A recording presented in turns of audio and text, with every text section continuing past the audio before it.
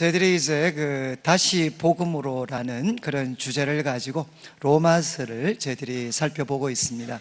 그래서 이번 이 기회에 이제 우리 성도님들께서는 내가 참 내가 기독교를 내가 믿고 있는데 참 도대체 기독교가 무엇을 믿고 있는 종교인지, 내가 도대체 무엇을 믿고 있는 사람인지 한번 이렇게 확인하실 수 있는 기회가 되면 좋겠고, 또 이제 주위에 있는 많은 분들이 너 교회 다니는데 뭘 믿고 있냐, 무엇을 믿느냐라고 물으면 이제 이 로마서의 말씀을 통해서 답변하실 수 있으면 좋겠습니다. 그리고 할 수만 있으면 이제 이 복음에 대해서 알지 못하는 사람들에게 바로 이것이 복음이다, 이것이 바로 구원의 길이다 라고 이제 전하실 수 있는 그런 우리 성도님들이 되셨으면 좋겠습니다. 요즘 제가 이제 가끔 문자를, 설교 끝나고 나면 문자를 받는데 우리 교회 분들도 있고 가끔은 이렇게 또 다른 데에 계시는 분들이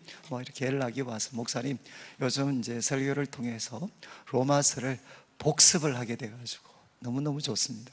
물론 극소수라는 건 알고 있지만 그래도 이제 복습을 하고 있습니다.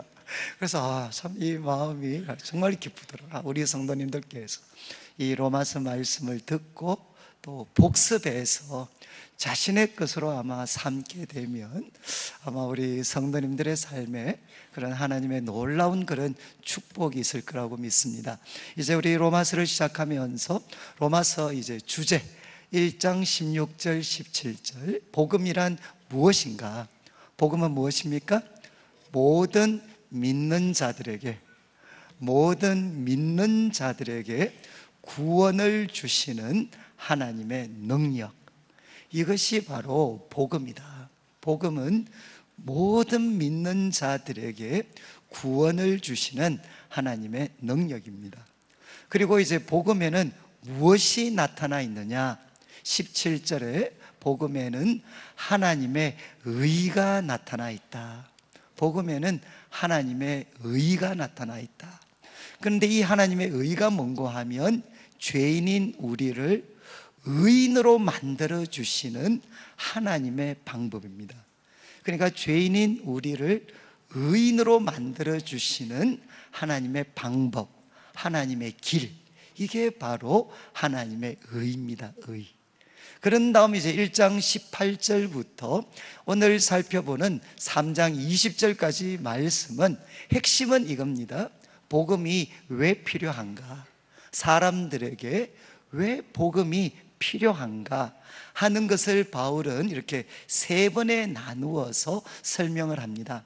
1장 18절부터 1장 마지막 절까지는 이제 로마로 대표되는 하나님을 알지 못하는 이 이방 세계, 또 이방 사람들, 그들을 향해 바울이 이야기합니다. 너희들은 하나님을 알고 있는데 어떻게 합니까?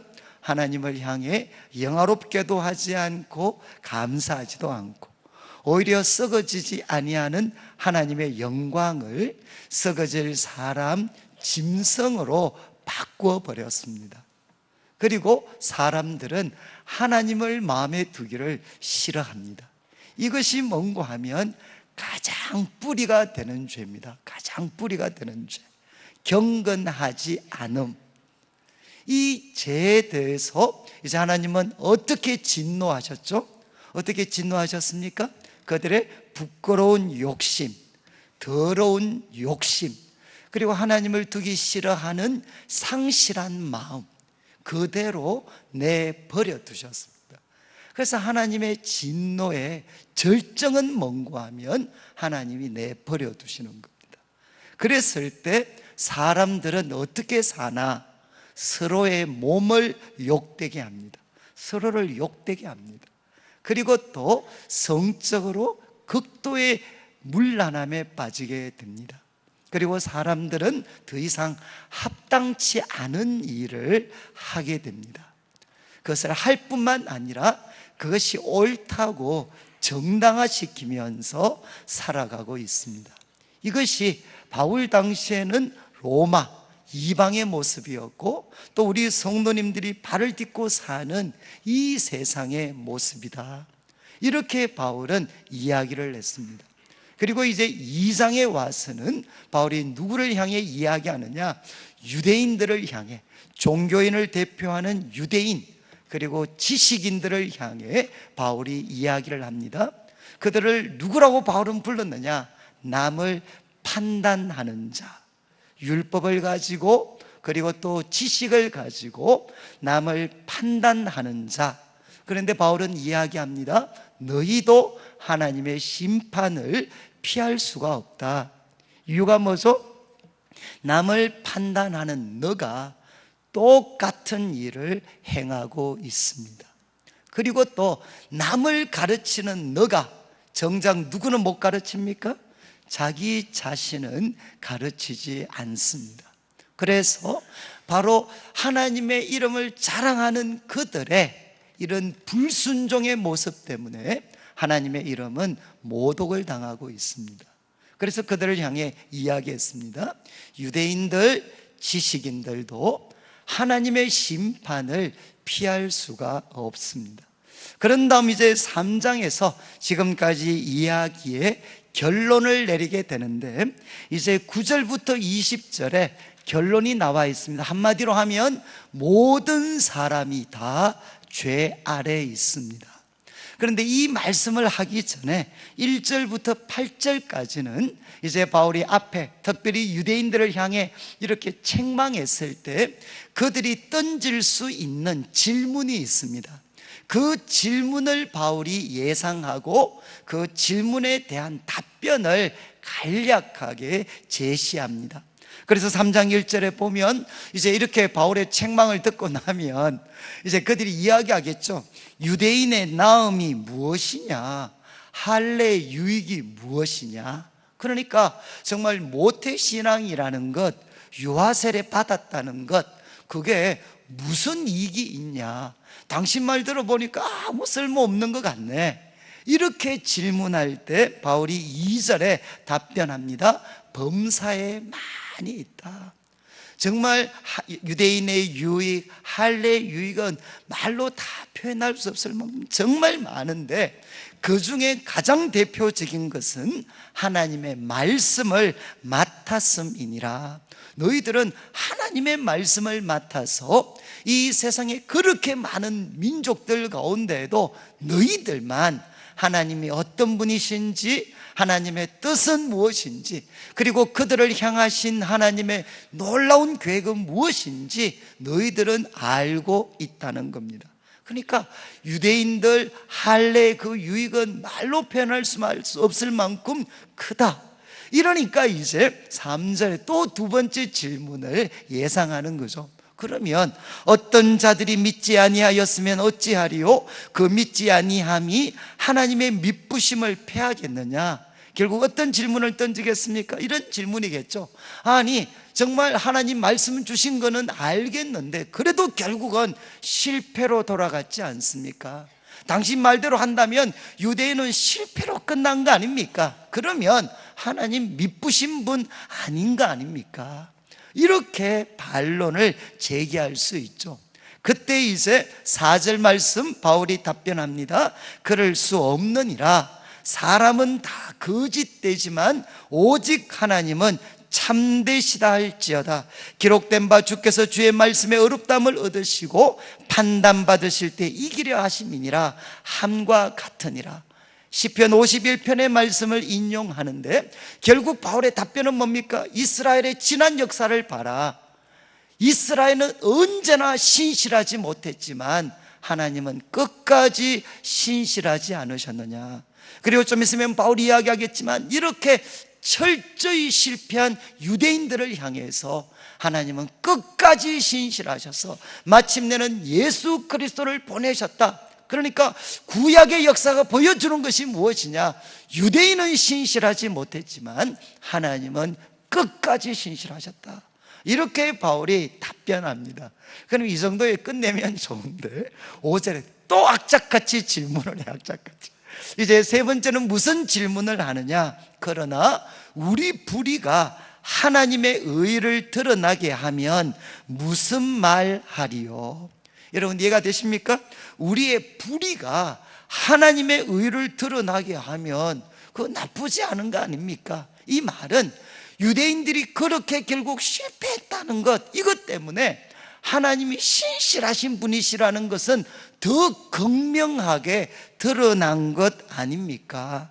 그리고 7절 말씀, 그러나 나의 거짓말로 하나님의 참되심이 더 풍성하여 그의 영광이 됐다면, 내가 거짓말을 하고 내가 불의한 걸 통해 하나님의 의로우심이 더 선명하게 나타났다면, 그거 오히려 우리들의 잘못이 하나님의 영광을 나타내는 데 사용되었으니까 우리가 벌 받는 거 그거 이상한 거 아닙니까? 그리고 또 8절 말씀, 그러면 선을 이루기 위하여 악을 행하자 하지 않겠느냐? 이거는 많이 이런 이야기 하죠. 우리가 악을 행하면 행할수록 하나님의 선하심이 드러난다는 것입니다.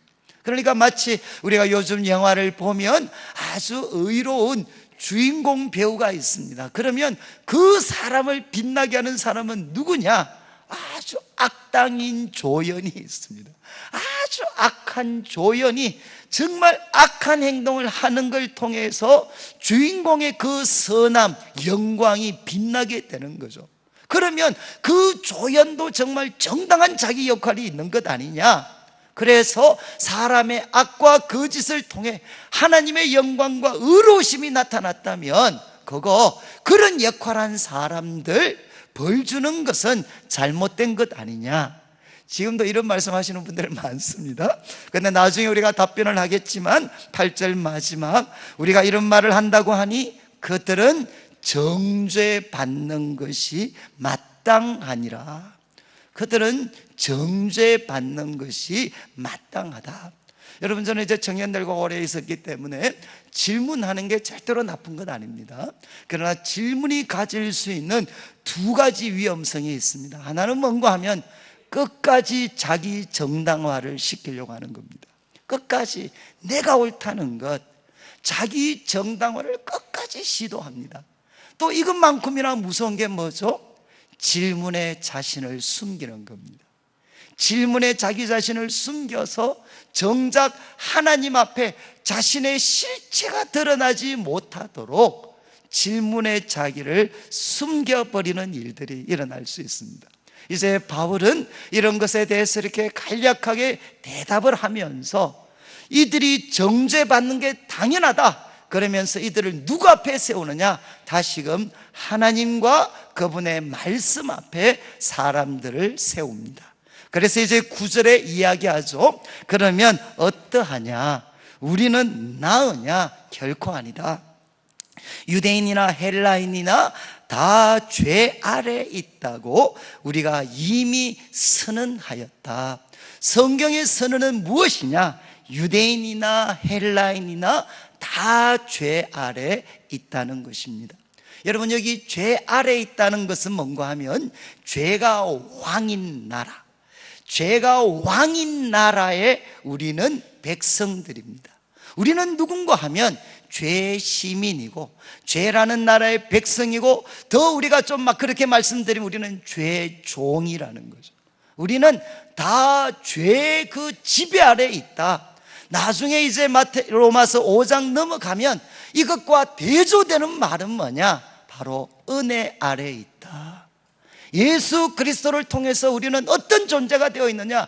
과거에는 죄 아래 있던 우리가 은혜 아래 있는 존재로 바뀌었다, 바울은 이야기합니다. 그런데 여기서 이제 유대인이나 헬라인이나 다 죄 아래 있다, 우리가 선언했다. 그러면서 10절부터 이제 바울은 구약에 있는 하나님의 말씀을 인용하면서 이 선언을 뒷받침합니다. 그래서 10절 기록된 바 의인은 없나니 하나도 없으며, 이 말씀은 시편 14편에 나오는 말씀을 인용했습니다. 의인은 없나니, 이 의인은 없다는 것이 무엇이겠습니까? 법적인 상태입니다. 하나님이 보실 때 법적인 상태가 의인은 없는데 하나도 없다. 지금 또 속을 이러시면 안 돼. 의인은 없다. 그런데 나 빼고 이러시면 안 돼. 의인은 없는데 하나도 없다, 하나도. 그리고 이제 11절 말씀, 깨닫는 자도 없다. 우리의 마음에는 부인할 수 없는 자기 중심성이 있습니다. 그리고 굳어진 강팍한 마음이 있습니다. 그래서 하나님이 주시는 지혜를 끝까지 거부하기 때문에 깨닫는 자가 없고, 그리고 하나님을 찾는 자도 없습니다. 그래서 12절 말씀 다 치우쳐서 함께 무익하게 되고 선을 행하는 자는 없나니 하나도 없다. 성경은 이렇게 선언하고 있습니다. 여러분, 여기에 이제 우리가 죄라는 것에 대해서 좀 이해를 하셔야 되는데, 성경이 이야기하는 죄의 핵심이 뭔가? 그것은 도덕적 윤리적인 것이 아닙니다. 이제 우리 창세기 3장, 소위 하나님께서 만드신 첫 번째 사람들이 범죄했던 장면 속에 들어가 보면 죄가 무엇인지를 우리가 알 수가 있습니다. 여러분이 이제 선악과, 하나님이 금하셨던 선악과를 따먹었습니다. 그래서 이제 이 선악과를 따먹는 행동을 통해서 사람은 어떤 선언을 했느냐? 선과 악을 누가 결정하겠다는 겁니까? 선악과를 따먹으면서 이제는 선과 악을 누가 결정하느냐? 내가 결정하겠다는 겁니다. 여러분, 왜 이게 중요한가 하면 사람이 행동할 때 어떻게 행동하죠? 그가 선이라고 결정하는 것은 따라갈 것이고 악이라고 판단하는 것은 거부할 겁니다. 이제 내 삶을 누가 결정할 것이냐? 내가 결정한다는 거죠. 내가 선과 악을 분별해서 내가 결정하겠다는 겁니다. 그런데 선악과를 먹기 전에는 아담과 하와가 선과 악을 어떻게 구별했을까요? 어떻게 알았겠습니까? 선악과를 먹기 전에 선은 무엇이었을까요? 하나님과 교제 가운데 하나님이 선이라고 하시면 그것은 선이었고, 하나님이 악이라고 하시면 그것은 악이었습니다. 그러니까 범죄하기 전에 인간은 선과 악을 누구한테 의존하고 있었느냐? 창조주 하나님께 의존하고 있었습니다. 그런데 죄가 들어왔을 때 인간은 어떤 선택을 했느냐? 이제는 내가 행동하는 데 가장 중요한 선악에 대한 판단을 더 이상 하나님 의지하지 않고 내가 결정하겠다는 겁니다. 그래서 죄가 가지는 가장 본질적인 특성은 뭔가 하면 하나님으로부터 독립을 선언하는 것입니다. 그리고 하나님을 향해 자기 주장을 하는 것입니다. 하나님은 이렇게 말씀하셨지만, 하나님, 이 부분은 내가 더 잘합니다. 그래서 하나님에 대해서 자기를 주장하며 선과 악을 자신이 결정하려고 하는 것, 이것이 뭔가 하면 죄의 핵심입니다. 근데 왜 중요한가 하면, 여러분 12절을 보십시오. 다시 보시면 바울이 이야기했습니다. 의인이 없습니다. 그리고 또 하나님을 찾는 자도 없습니다. 참된 지식을 가진 자도 없습니다. 그래서 그들은 어떻게 살아가느냐? 다 치우쳐. 이 말은 무슨 뜻이죠? 잘못된 방향으로 가는 것입니다. 그래서 이사야 53장 6절에 이런 말씀이 있습니다. 우리는 다 양 같아서 그릇 행하여, 그 다음 편이 중요합니다. 그릇 행하여 각기 제 길로 갔거늘. 죄가 무엇이냐? 우리는 다 양 같아서 그릇 행하여, 여기 나오는 대로 다 치우쳐서 누구의 길을 가느냐? 각기 제 길로 가는 것, 이것이 바로 죄입니다. 죄. 그래서 바울이 이야기했습니다. 의인은 없습니다. 그리고 또 깨닫는 자도 없고 하나님을 찾는 자도 없고, 그들은 다 치우칩니다. 다 잘못된 방향으로 가서 자기 길을 고집하면서 살아서 결과가 뭐냐? 함께 무익하게 됩니다. 하나님 앞에서도 사람들 앞에서도 쓸모없는 사람이 되고, 선을 행하는 자, 하나님이 보실 때 선을 행하는 자는 없는데 하나도 없습니다. 10절부터 12절이 강조하는 것은 없다, 하나도 없다, 다. 그러니까 예외가 없다는 것입니다. 그런 다음 13절부터 시작을 해서 15절까지 말씀은 이제 한 사람에게 집중합니다.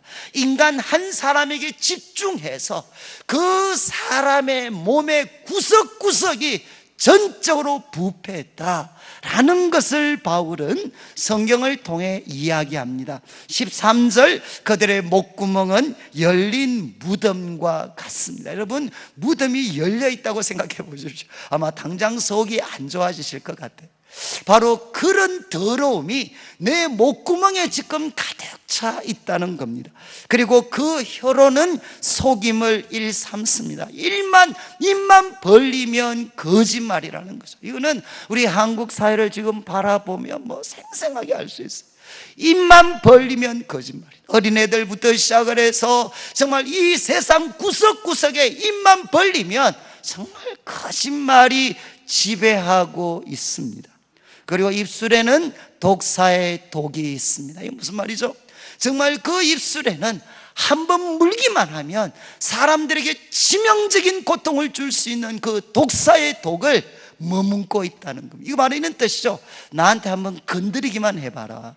나한테 건드리기만 하면 내 입의 말을 통해서 너의 인생의 치명상을 가할 수 있는 내가 말을 쏟아내 줄게. 여러분, 독사의 독이 사람의 입술에 있다는 거죠. 그래서 14절은 직접적으로 표현합니다. 그 입에는 저주, 남을 향해 끊임없이 저주하고, 악독은 무엇이겠습니까? 남을 무너뜨려서 내가 잘 되려고 하는 그 악독이 가득하다는 것입니다. 여러분, 사람이 전적으로 부패했다는 것을 가장 잘 보여주는 우리 몸의 지체가 무엇이냐? 그것은 혀라는 거죠. 혀. 우리들의 말이 얼마나 우리가 부패하고 악한 존재인가 하는 것을 나타내 보여주고 있습니다. 그리고 이제 15절, 그 발은 행동입니다. 행동. 앞에는 말이고 이제는 행동. 그 행동은 어디로 빨리 달려가느냐? 피 흘리는데, 다른 사람을 넘어뜨려서 내가 이익을 얻는 그 피 흘리는데 빨리 달려간다는 것입니다. 여러분, 우리가 한국 사회를 바라보면, 넓게 바라보면 우리는 이것을 인정할 수가 있습니다. 구석구석 악과 거짓이 지배합니다. 그리고 저주와 악독이 가득하고 사람들은 지금도 열심히 달려가는데 어디로 향해? 남의 피를 흘리는데 빨리 달려간다는 겁니다. 그래서 이제 16절부터 18절까지는 바로 사람은 이런 존재이기 때문에 모두가 다 죄 아래 있을 뿐만 아니라 한 사람 한 사람은 철저하게 바로 부패하고 타락이 있기 때문에 그 결과가 어떻게 되느냐? 16절, 파멸과 고생이 그 길에 있습니다. 그리고 그들은 평강의 길을 알지 못합니다. 그들을 기다리는 것을 두 가지는 적극적으로, 하나는 부정적으로 묘사를 했어요. 무엇이 기다리고 있느냐?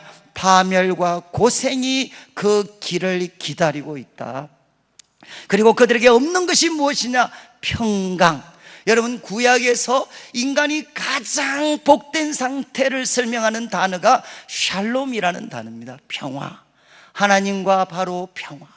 그리고 이웃과의 평화, 나 자신과의 평화, 그리고 또 이 땅과 내가 하는 일과의 평화. 그래서 한 사람의 삶이 하나님과 인간과 이 모든 만물과 온전한 조화를 이루고 있는 그 모습을 성경은 샬롬, 안식, 성경은 평화라고 이야기를 해요. 그 평화가 바로 이렇게 되는 거죠. 샬롬을 헬라어로 옮기면 평화가 됩니다. 그들은 이 평화의 길을 알지 못합니다. 근본적인 이유는 18절, 그들의 눈앞에 하나님을 두려워함이 없습니다. 그래서 가끔 청년들을 제가 가르칠 때 물어요. 목사님, 파멸과 고생은 뭐가 다릅니까? 그래서 저도 잘 모르겠어요. 그래서 제가 그때 하나님이 지혜를 주셔서, 그래, 내가 쉽게 설명하면 파멸은 한 방에 가는 거고, 고생은 뭐냐? 찔기게 가는 거다. 제가 이제 하고 나서 너무 제가 답을 잘한 것 같아요. 파멸은 한 방에 가는 거. 그렇지 않나요? 한 방에 가는 거고, 고생은 뭐냐? 찔기게 가는 겁니다. 그래서 우리 시편 90편에 모세의 기도도 있잖아요. 우리 인생의 연수가 70이고 강건하면 80인데 그 자랑이 뭐죠? 다 수고했는 것, 고생했는 것, 그게 바로 인생의 자랑이라 그랬습니다. 여러분, 바로 죄 아래 있는 사람에게는 파멸과 고생이 그 길에 있습니다. 그리고 그들은 평강의 길을 알지 못합니다. 원인은 그들의 눈앞에 하나님을 두려워함이 없습니다. 그리고 이제 19절 20절은 뭐라고 이야기하느냐? 유대인들이 또 이렇게 이야기할 수 있겠죠. 사람은 이렇게 타락했습니다. 그렇지만 이런 타락한 사람들을 구하기 위해서 하나님은 우리에게 율법을 주셨습니다 라고 말하는 사람들에게, 그리고 지금도 이 타락한 세상을 향해서 우리는 이 세상을 새롭게 바꿀 수 있습니다. 과학의 힘으로, 그리고 학문의 힘으로, 그리고 또 우리는 다른 종교와 가르침들을 통해서, 교육을 통해서 우리 이런 인간의 여건과 환경은 바뀔 수가 있습니다 라고 주장하는 사람들에 대해서 바울이 답변합니다. 19절, 우리가 알거니와 무릇 율법이 말하는 바는, 유대인들이 그렇게 자랑하고 의지했던 율법, 그것이 말하는 것은 율법 아래 있는 자들에게 말하는 것인데, 목적이 이는 모든 입을 막고 온 세상으로 하나님의 심판 아래 있게 하려 합니다. 하나님이 바로 이 율법을 주신 것은 하나님의 심판에서 건짐을 받도록 하기 위해서가 아니라 모든 세상으로 하나님의 심판 아래 있게 하려 합니다. 20절, 그러므로 율법의 행위로 하나님 앞에 의롭다 하심을 얻을 육체가 없다. 율법으로는 죄를 깨달음이니라. 여러분, 이것은 바울에게는 처절한 가르침이죠. 교훈이죠. 왜? 그가 다메섹 도상에서 예수님을 만나기 전까지는 그는 어떻게 살았느냐? 율법을 통해서 하나님 앞에 의롭다 하심을 받을 수 있다고 생각했습니다.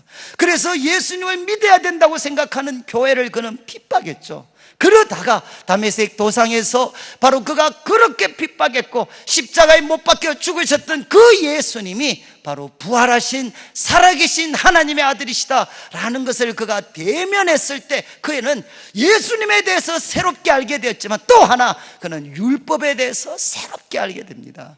율법은 우리를 의롭게 하라고 주신 것이 아니라 죄를 깨닫고 우리를 그리스도께로 인도하는 선생이 되라고 하나님이 주신 거구나 하는 것을 바울은 이야기합니다.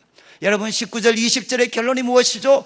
율법을 포함한 이 세상의 어떤 것도 죄 아래에 있는 인간의 운명을 바꿀 수 있는 것은 없습니다. 이제 바울이 가르쳤습니다. 여러분, 오늘 이 말씀 이렇게 좀 들으시는 거 어떻습니까? 그래도 주일날 억지로 교회 왔는데 또 이렇게 험한 소리 듣고 가다니. 저는 이제 제가 대학 다닐 때 제 친구 전도를 했어요. 전도. 물리학과에 이제 다 있는 친구를 전도했더니만 얘가 세상에서 제가 제일 똑똑한 줄 알고 있었는데 성경에 오니까 너는 죄인이고 너 목구멍은 열린 무덤이고 발은 피 흘리는 데 빠르고. 그런데 얘가 복음을 받아들였어요. 그런데 일시적이지만 얘가 공부를 못할 만큼 폐인이 됐어요. 그래서 제가 그때부터 물리학과 애들은 전도하면 안 되겠구나.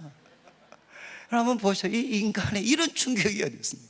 다 자기가 잘났다고 생각하는데, 자기가 선하다고 생각하는데, 너는 누구냐? 의인도 아니고 죄 아래 있고 너의 몸의 구석구석은 철저하게 부패해 있다 라는 것을 받아들인다는 것은, 이거는 너무나도 고통스러운 일입니다. 그래서 예수님이 말씀하셨죠. 인자가 온 것은 의인을 부르러 온 것이 아니고 죄인을 불러 회개하게 하려고 오셨다. 이 말은 여러분, 예수님을 통해 구원받을 수 있는 단 한 가지의 조건이 뭐겠습니까? 자기가 죄인인 것을 인정하는 겁니다. 자기가 철저한 죄인이라는 것을 받아들일 때 바로 그분들에게 주어지는 것이 무엇이냐? 하나님의 구원입니다. 저는 제가 이렇게 돌아보면, 제가 청년 시절을 돌아볼 때 그래도 제일 감사한 것은 제가 하나님의 말씀을 통해서 저 자신이 얼마나 철저한 죄인인 것을 깨닫도록 해주신 것. 저는 2년 동안 하나님께서 이것을 가르쳐 주셨던 것 같아요. 정말 말씀을 통해서 그렇게 노력을 하고 하나님 사랑하는 게 너무 좋고 하나님 뜻대로 살려고 노력하지만 두 가지죠. 세상의 거대한 압력, 그리고 내 속에 있는 죄의 강력한 세력, 이 두 가지가 결국은 저를 굴복시켜 버립니다. 아무리 노력하고 아무리 헌신하고 아무리 말씀 보고 아무리 기도해도 저 자신의 힘으로 하나님 앞에 의롭다 하심에 이를 수가 없더라고요. 저는 참 제 삶의 가장 귀한 교훈이었습니다. 그러나 어떤 분들은 또 그렇게 이야기할 겁니다. 목사님, 저 그래도 남들이 저보고 다 선하다고 이야기합니다. 당신은 법 없이 살 수 있는 사람이라고 이야기합니다. 여러분, 그 말을 믿으셔야 해요. 제가 가끔 그런 말씀드렸죠. 제가 고등학교 3학년 때 이제 야간 자습 제끼고 가서 영화를 보고 왔는데, 영화. 그러니까 그 다음날 이 발각이 돼가지고 우리 선생님이 어제 야간 자습 제끼고 놀러 간 놈들 나와. 그래서 불려나갔어요. 그때 제 친구가 맞는데 정말 속된 말로 선생님이 개 패듯이 개를 팼어요. 내 친구가 박살이 났어요. 그 다음에 이제 제 차례가 됐습니다. 이제 맞아야 되니까 이제 몸 좀 풀고 저도 이제 좀 이렇게 준비를 하고 있었어요. 근데 그때 선생님이 저보고 하시는 말씀이 이렇게: 야, 관영아, 들어가 봐. 공부는 쉬면서 하는 거야. 그러면서 이제 저는 한 방도 맞지 않고 제 자리에 들어갔어요. 왜 이런 일이 생겼죠? 저는 그때 탑이 없어요, 탑. 그러니까 저는 주동인데, 제가 내 친구 멀쩡한 놈 끌고 갔는데 걔는 개 패듯이 그냥 맞음을 당했는데, 저는 주동자임에도 불구하고 그냥 공부를 잘했으니까 공부는 쉬면서 하는 거라고 저는 구원을 받았습니다. 제가 그때 느낀 게 뭘까요? 사람들은 우리를 몰라요. 그렇지 않습니까? 사람들이 우리를 선하다. 그분들이 우리를 뭐 알아요, 뭐. 우리가 어떻게 사는지, 혼자 있으면 무슨 짓 하는지 어떻게 알아요, 어떻게.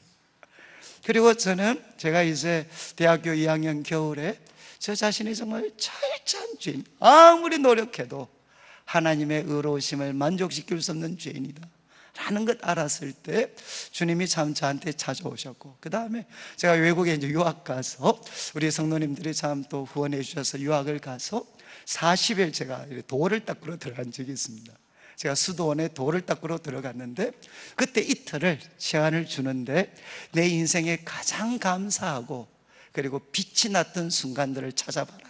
그래서 이제 이틀 동안 또 열심히 내 인생의 그 찬란했던 순간, 하나님의 은혜로 내 인생이 아름다웠던 순간, 정말 기쁘더라고요. 근데 이틀 끝나고 나니까 또 그분들이 숙제를 주는데 내 인생의 가장 어두웠던 순간 이틀 동안 찾아봐라. 그래서 제가 그때 이렇게 이틀 동안 그동안 3살 때 기억날 때부터 범했던 잘못 쫙 쓰고 있어요.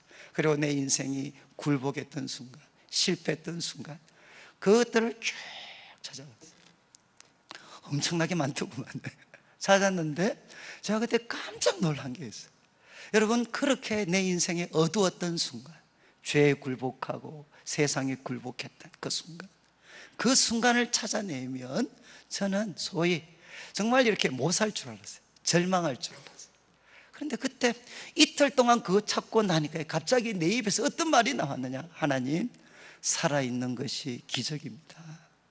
갑자기 제 입에서 내가 살아있다는 것 자체가 은혜라는 게, 내 인생의 가장 어두웠던 부분들을 다 들추고 나니까 이런 난데 하나님이 저를 살게 하셨습니다. 오늘을 주셨습니다. 그런데 정말 샘솟는 그런 기쁨과 감격, 딴 것도 아니고 그냥 내가 살아있다는 것, 지금 이 순간이 나에게 주어져 있다는 것 자체가 저에게는 감격이 되더라고요. 사랑하는 성도님들, 사실은 제가 이 말씀 묵상할 때 참 어려웠습니다. 그때 하나님이 저한테 한번 도전하셨어요. 너 혹시 병원에 가서 유명한 의사 선생님 만날 때도 나한테 대드는 것처럼 대드냐?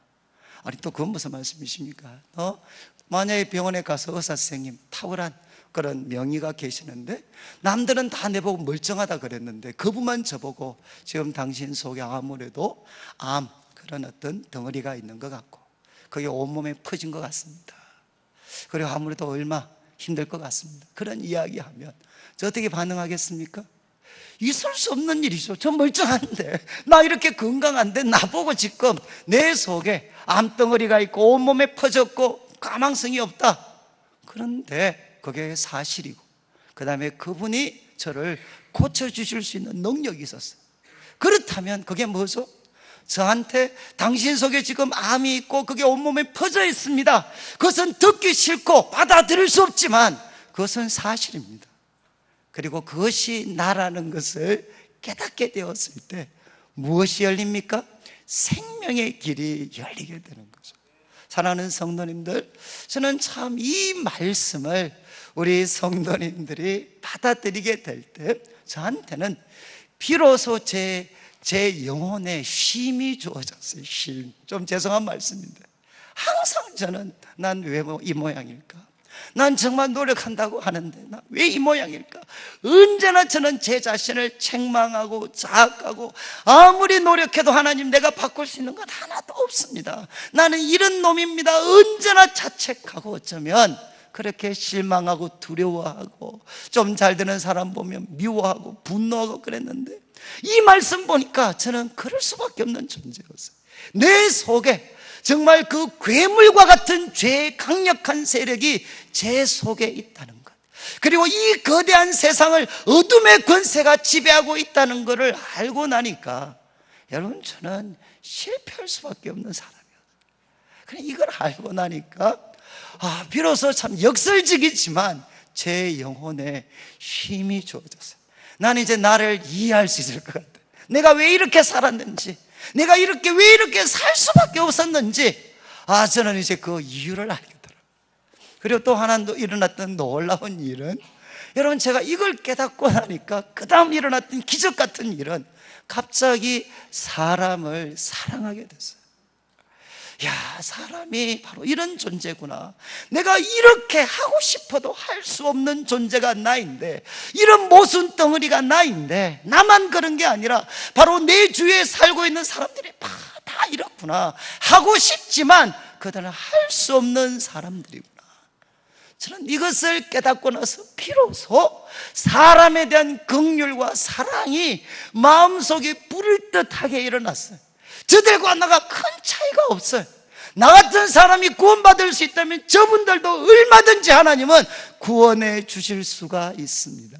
여러분, 그리고 많은 분들이 이야기합니다. 과학기술이 바꿀 수 있을 거라고, 세상의 미래를 바꿀 수 있을 거라고, 유전자 과학이나 아니면 IT나 그리고 알파고든 모든 게 세상을 바꿀 수 있을 거라고. 그래서 얼마 전에 TV에 그런 광고도 나왔잖아요. 기술이 너희를 자유케 할 것이다. 로마서 8장에, 요한복음 8장에 나오는 말씀을 거의 조롱하듯이 진리가 너희를 자유케 하는 게 아니라 테크놀로지, 기술이 너희를 자유케 하리라. 여러분 정말 믿으시나요? 저는 물리학에 대한 미련이 대학교 1학년 한 학기를 보내고 깨끗이 없어졌어요. 물론 섣부른 판단이었지만 저는 정말 많은 책들을 선배들과 같이 공부하면서 제 꿈이었던 노벨상 수상자들이 얼마나 나쁜 짓 많이 했는지 글들을 통해서 저는 알아가기 시작을 했습니다. 그리고 여러분, 과학을 공부하는 사람들이 제일 비참하게 느낄 때가 언제인 줄 아십니까? 과학의 꽃은 뭐라고 이야기하느냐? 바로 군수산업, 무기라고 이야기해. 바로 인간이 만든 과학이 가장 찬란하게 사용되어지는 곳이 어디냐? 무기입니다. 아무리 우리가 선하고 놀라운 기술을 발견을 해도 의롭게 사용하려고 하는 사람들보다 그것을 악한 뜻으로 사용하려고 하는 사람들의 힘이 더 강력하고 놀라워요. 여러분, 과학을 하는 사람들은 때로 가장 비참함을 느낄 때가 있어요. 그 만들어냈던, 생명을 걸고 만들어냈던 그 놀라운 발견과 기술이 어디에 사용되느냐? 사람을 죽이는 데 사용되는 거죠. 여러분 지금 보십시오. 아무리 과학기술이 발달되면 발달될수록 인간의 마음에 기쁨과 소망이 가득 차나요? 그렇지 않습니다. 그것을 짓밟고 사용할 악의 거대한 세력, 그 세력 앞에 온 세계는 눌리고 있습니다. 여러분, 내 속에 죄라는 괴물이 있고 이 세상 속에 죄라는 괴물이 있습니다. 어떤 것도 거기에서 인간을 바꿀 수가 없습니다. 여러분, 성경은 바로 이것이 인간의 실상이라고 이야기를 해요. 제가 말씀을 이제 좀 정리를 하면, 저는 우리 성도님들 신앙생활에, 우리 그리스도인의 삶의 첫 단추는 바로 여기에서 깨어지게 됩니다. 바로 이것을 알게 되면 여러분, 내 몸의 구석구석이 이렇게 부패했는데, 내 입술이 그렇게 부패했는데 내가 하고 싶은 대로 말하면 되겠습니까? 내 몸의 구석구석이 이렇게 부패했는데 내가 하고 싶은 대로 살면 되겠습니까? 살 수가 없죠. 이것을 우리가 냉정하게, 하나님 이것이 나에 대한 진리입니다, 인간에 대한 지혜입니다, 진리입니다 라고 받아들일 때 비로소 사람들에게 그리스도 예수만을 자랑할 수 있는 힘이 생깁니다. 누구만 의지하느냐? 하나님께서 이 죄, 이 거대한 괴물 죄를 짓밟기 위해서 하나님은 우리에게 누구를 보내주셨습니까? 하나님의 영, 성령님을 주셨습니다. 이 죄라는 괴물을 짓밟을 수 있는 존재는 바로 하나님의 영, 성령님밖에 계시지 않아요. 그러니까 어떻게 합니까? 순간순간마다 누가 시켰어가 아니라 너무 당연하기 때문에 우리는 성령의 도우심을 의지하게 됩니다. 저는 이제 모태신앙으로서 교회에서 자라났습니다. 그러다가 이제 서울로 가면서 잠시 교회와 거리를 두었던 적이 있어요. 아무도 나를 모르는 공동체 속에서 신앙생활을 할 때, 그때 하나님께서 저를 하나님 앞에 설 수 있는 기회를 주셨고, 정말 내가 그렇게 열심히 산다고, 열심히 신앙생활한다고 이야기했지만 나의 진실이 무엇인지, 정말 내가 아무리 노력해도 하나님의 기준을 만족시킬 수 없는, 그리고 내 속에 이 강력한 죄라는 괴물이 있다는 것들을 발견할 수 있는 그런 기회들을 주셨어요. 그러다가 가끔 고향에 내려오면 마음이 힘들 때가 바로 이거였어요. 예수 그리스도의 보혈 위에 세워진 교회가 어느새 그리스도 예수를 자랑하고 성령의 도우심을 의지하기보다는 자신의 업적, 자신의 의로움, 그리고 자기 자신을 자랑하는 일들이 너무나도 많이 팽배해져 있는 것 같아요. 저는 다시 한번 이번 로마서 말씀 묵상하면서 제목대로 여러분 다시 복음 앞에 서셔야 됩니다. 저 이미 목사라는, 그리고 참 많은 분들이 부러워하는 내일교회를 담임하고 있는 자지만 저의 진실은 무엇이냐? 바로 이것입니다. 바로 저는 이런 존재입니다. 우리 장로님, 권사님, 앞선 분들도 똑같아. 우리는 예외 없이 과거에 이런 존재였습니다. 그러나 주님의 보혈, 성령의 도우심이 우리를 우리 되게 했습니다. 저는 우리 성도님들 이제 이 말씀 다시 한번 깊이 기억하셔서 우리 성도님들 한 분 한 분이 여러분 우리 속에 하고 싶은 말, 하고 싶은 행동, 여러분 그거 내려놓으셔야 돼요. 그리고 어떻게 해야 되겠습니까? 예수 그리스도의 십자가를 붙들고 성령의 도우심 의지하고, 여러분 우리 주위의 사람들, 그들 정말 나쁜 사람이지만 나처럼 그들 역시도 불쌍한 사람들입니다. 그들의 힘으로 바꿀 수 없어요. 그러나 그들도 예수 그리스도를 믿으면 주님은 그들을 살리실 수가 있습니다. 바로 우리 성도님들 한 분 한 분이 이런 뜻에서 바로 축복의 통로가 되어서 죄 아래에 있는 수많은 사람들 주님께 인도하여서 그들에게 참된 행복, 참된 구원을 전해주고, 우리 성도님들도 많은 사람들을 옳은 대로 돌아오게 하여 하늘의 별과 같이 빛나는 삶 사시기를 주님의 이름으로 축원합니다.